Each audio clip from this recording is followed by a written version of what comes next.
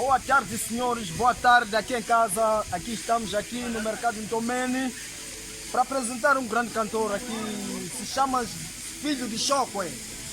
Não sei se vocês conhecem, mas senhores, podemos saber qual é essa música que você gosta, tanto mais gosta, aquela música, não sei qual é, pá. Qual é, senhor? Tira a máscara, senhor. Desculpa, senhor, aquela de máscara são para aquelas buscas mahindras, sabe? Aqui não é mahindra que me insista por máscara, tá vendo? É o seguinte, senhor, mas não sei se você fala de respeito ou o que é, porque a senhora pode me apresentar na estrada, sim, para falar sobre a minha música. Que música você refere? Aquela música de Nori Lawansate. Conhece, né? Tá vendo essa música aqui? Essa música aqui me agrada, meu irmão. Até porque aquilo que aconteceu ali. Pode me contar a história dessa música?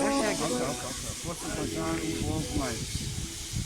Senhor, eu não ouvi daquela música, era assim, para mim não.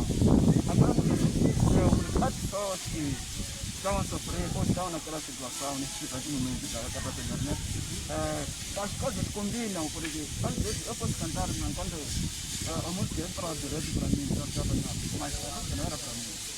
Eu fiz a música porque há pessoas que sofrem aquela situação, ou que estão naquela situação, ou que estão a passar aquela situação, não é que eu fiz a música, mas senhor, tenha um pouco de respeito. Eu tenho máscara, você não está mascarado, mas está me apresentar. Deixa de ser mascarado, sei lá o que é. Nós não somos bandidos, sabe? Nós não somos bandidos. Coisas de máscara são para mahindras. Aqui não há mahindra que me insista. Tá vendo? Então, como você está dizendo, você gostaria de ter um nó de dançarino ou para aquela música que você refere? Tá vendo? Essa história aí já não gosto. Eu não gosto. Eu estou te apresentar porque uma boa pessoa cantou uma boa música, tá vendo? Tá bom. Já tenho o direito de apresentar-me para se ver no televisor, tá vendo? Como você não tem clipe.